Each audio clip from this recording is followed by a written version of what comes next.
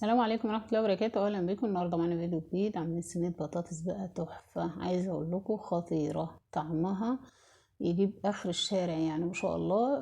جربوها بالطريقة اللي هنعملها بيها ان شاء الله تعجبكم. بس كالعادة يا ريت قبل ما نبدأ الفيديو اللي ما عملش اشتراك في القناة يعمل وفعل الجرس علشان يوصلكم كل جديد، ولايك وشير كده ودعمونا.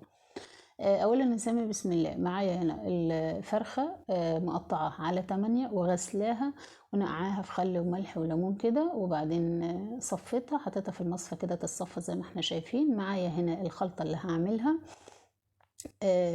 بصلاية بصلتين، انا عملت هنا بصلتين وقرن، نص قرن فلفل وقرن شطة علشان ايه تبقى سبايسي خفيف كده معايا.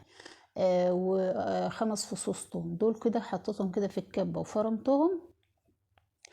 وهحطهم على البطاطس. معايا البطاطس اللي هطبخها على قد الكمية اللي احنا عايزينها، مقطعها حلقات برضو وغسلاها وصفيتها حطيتها في الطاجن اللي هطبخ فيه.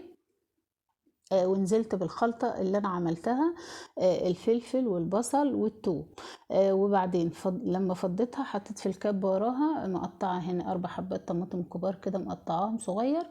ونزلت برضو في الكب مكان الخلطة اللي انا عملتها وفرمتهم. وهحطهم بقى على جنب دلوقتي، وهبدأ ايه ابهر معايا الخلطة اللي انا عملتها زي ما قلت لكم.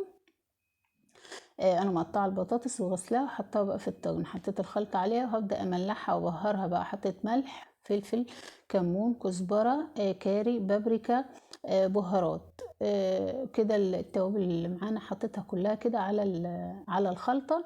وهبدأ بقى ايه ادعك البصل كده بالفلفل بالثوم. عايزة اقول لكم البطاطس بتحب الفلفل والثوم، بيدوها يعني طعم وخلاها في حتة تانية كده معايا يعني ما شاء الله. معايا الفرخة مقطعة على 8 كده زي ما احنا شايفين، وطبعا متصفية معايا كويس. هبدأ بقى ايه ادخل الخلطة كلها معايا في البطاطس وفي الفرخة بقى. عايزة الخلطة اللي معايا كلها اللي هي البصل بالفلفل بالثوم بالتوابل كده تدخل في الفرخة، يعني عايزاها كلها تبقى متبلة وواخدة من نفس التتبيل اللي احنا عاملينها.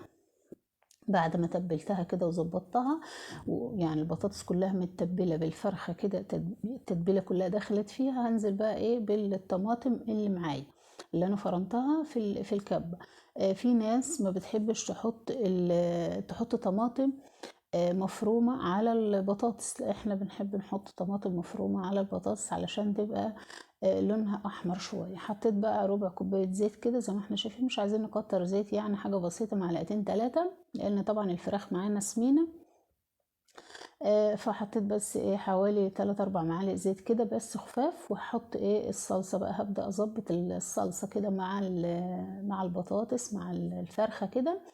والخلطة كده كلها مع بعضها. هظبط بقى الصينية معايا، همسح بقى الجناب كده عشان لو في حاجة ما تتحرقش كده وتبوظ الطاجن معانا.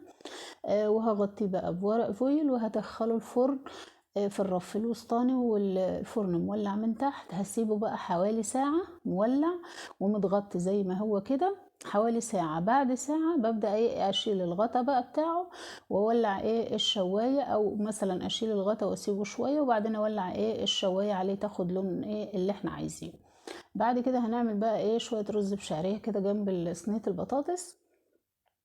هحط حبة زيت او حبة او معلقة سمنة اللي احنا عايزينه، كوباية شعرية، وهبدأ ايه احمر فيها احمر الشعرية ايدينا كده في الشعرية، لان الشعرية ايه ما بتاخدش وقت يعني بتتحمر بسرعة. فايه ايدنا فيها كده بالتقليب على طول عشان ايه ما تتحرقش معانا، او ما تبقاش حبايه متحمره وحبايه مش متحمره. يعني الشعريه بتاخدش وقت يعني على طول ايدنا فيها لحد ايه ما تاخد اللون اللي احنا عايزينه. في الاثناء دي قبل ما نشتغل في الشعريه نكون غاسلين الرز ومجهزين. طبعا غسلت الرز وصفيته وسبته جنبي، وبدات ايه اشتغل في الشعريه على طول علشان طبعا ايه الشعريه ما تتحرقش معانا. هنزل بقى بالرز بعد ما الشعرية اخدت اللون اللي احنا عايزينه. هنزل بالرز اللي احنا ايه غسلينه ومجهزينه. وهظبط بقى هحط له الملح والمية بتاعته وهسيبه يستوي، يعني ما بياخدش وقت وطعمه حلو جنب صينية البطاطس. بيديلها ايه بيبقى طعمه كويس يعني جنب صينية البطاطس ما شاء الله. كده صينية البطاطس عندنا خرجت من الفرن ما شاء الله، شايفين طعمها تحفة وريحتها جايبة آخر الشارع. يعني عايزة أقول لكم الطريقة دي خطيرة، وطعمها في البطاطس تحفة مع الرز بشعرية كده، شايفين ما شاء الله جمال.